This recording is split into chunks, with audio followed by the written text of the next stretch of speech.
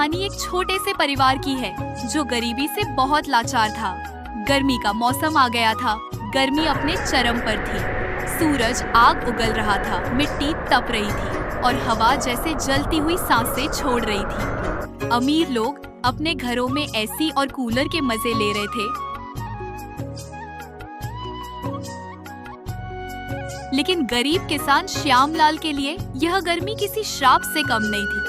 उसके घर में ना पंखा था, ना ही पीने को ठंडा पानी था।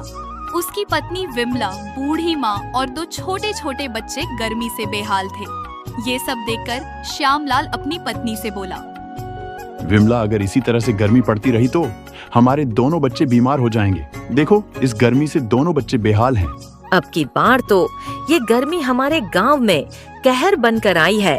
गांव के सभी कुएं और तालाब कड़कती धूप से सूख गए हैं। पीने को पानी तक नहीं मिल रहा है और इस गर्मी की वजह से सोहन कितना परेशान हो रहा है। गुड़िया भी ठीक से सो नहीं पा रही है। मैं जानता हूँ विमला, लेकिन हमारे पास कोई उपाय भी तो नहीं है। अजी, आप कल बाजार जाकर एक नया पंखा ले आइए, जिससे माँ जी और बच्चों को हवा मिलती रहेगी और उनकी तबीयत भी ठीक रहेगी। विमला, तुम जानती हो, इस बार कम बारिश होने की वजह से हमारी फसल अच्छी नहीं हुई थी और सारा अनाज मैंने मुखिया के कर्ज चुकाने में दे दिया। अब मेरे पास पैसे नहीं हैं, लेकिन तुम चिंता मत करो। मैं कल बाजार से एक पुराना पंखा ले आऊंगा जो कम पैसे में मिल जाएगा। ठीक कह रहे हो आप। कल बाजार जाके एक पुराना पंखा ले आइए जो कम दामों में मिल जाएगा।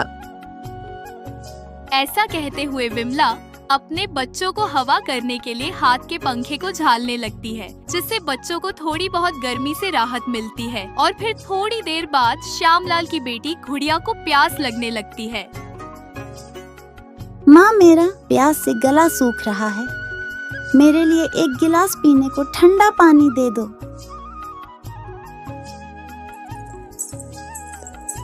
विमला गुड़िया को पानी देने के लिए घड़े की ओर बढ़ी, लेकिन घड़े में पानी की बस कुछ ही बूंदें बची थीं। उसने गहरी सांस ली और घड़ा उठाकर चल पड़ी। पड़ोस में ही एक अमीर आदमी का घर था, जहां विमला पानी मांगने गई।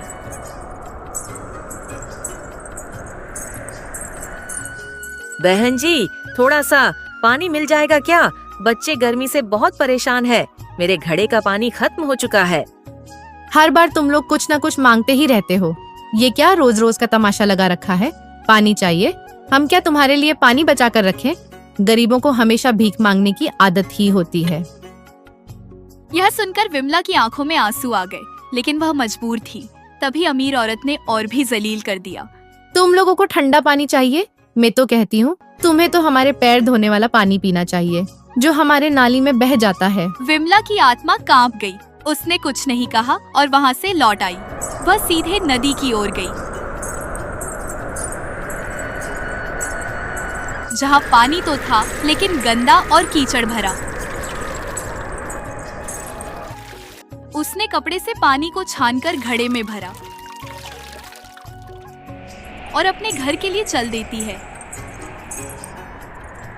और विमला घर पहुंचकर गुड़िया को पीने के लिए पानी देती है। लो बेटा, पानी का गिलास थोड़ा थोड़ा करके पियो।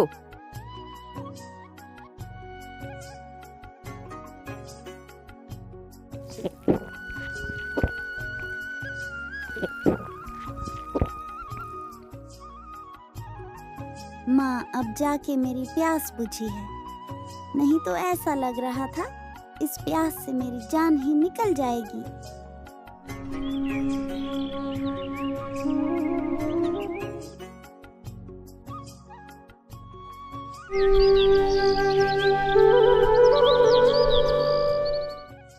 अगले दिन श्यामलाल बाजार के लिए चल देता है और वहाँ एक कबाड़ी वाली दुकान पर पहुँच जाता है, जहाँ पुराने सामानों का ढेर लगा हुआ था। बेटा, कोई पुराना पंखा मिल सकता है क्या? मेरे बच्चे गर्मी से बहुत परेशान हैं। बाबा, पुराना भी हो तो पैसे तो देने पड़ेंगे। तुम्हारे पास पैसे हैं क्या? बेटा, पैसे तो अभी मेरे पास नहीं है, लेकिन मैं मेहनत करके कुछ दिन बाद चुका दूंगा। कबाड़ी वाले को श्यामलाल की गरीबी देखकर दया आ जाती है और फिर वह एक पुराना पंखा निकालकर श्यामलाल को देता है। बाबा, ये पुराना पंखा ले जाओ, लेकिन हफ्ते भर में पैसे जरूर दे जाना। बेटा, भगवान तुम्हारा भला करे। श्यामलाल पंखा लेकर खुशी खुशी अपने घर के लिए वापस चल देता है। श्यामलाल घर पहुंचकर जैसे ही उसने पंखा चलाने की कोशिश की तो वह थोड़ी देर ठीक से चला और फिर वह टूटकर जमीन पर गिर गया। बच्चों की आंखों में फिर से वही निराशा लौट आई।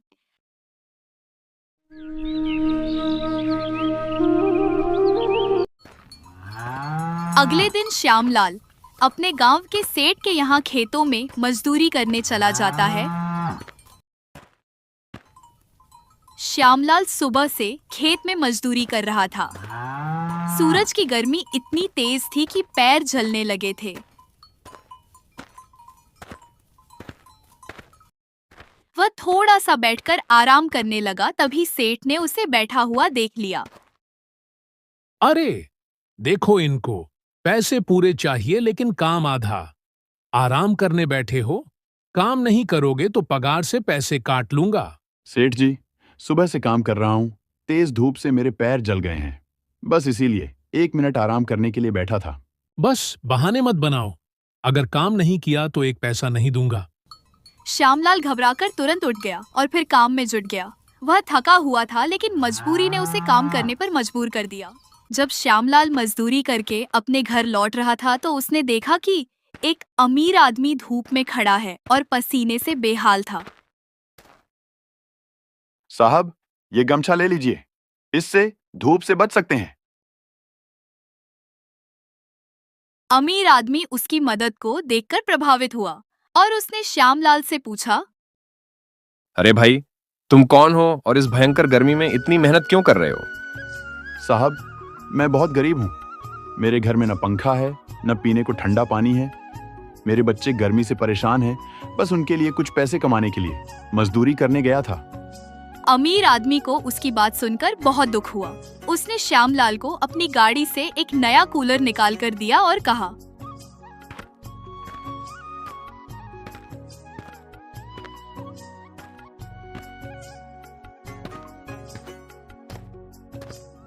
भाई, इस कूलर को अपने घर ले जाओ और इसे अपने घर में लगाओ। इसकी ठंडी हवा से तुम्हारे बच्चे चैन से सो सकेंगे। श्यामलाल की आंखों में खुशी के आंसू आ गए। उसने हाथ जोड़कर धन्यवाद किया। मालिक, आपका बहुत बहुत धन्यवाद। ये जो मुझ गरीब पर दया की है, ये एहसान मैं जिंदगी भर नहीं भूलूंगा।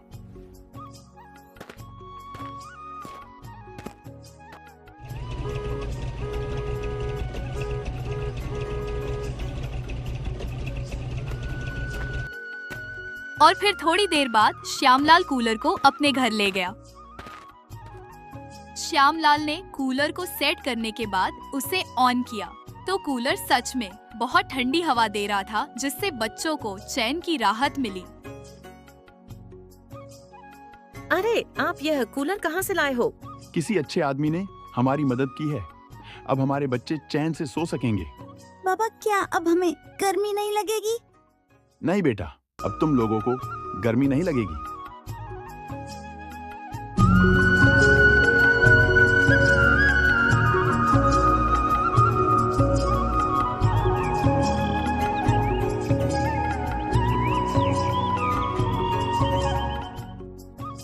गरीबी में हर दिन संघर्ष होता है, लेकिन मेहनत और ईमानदारी से हर समस्या का हल निकल सकता है।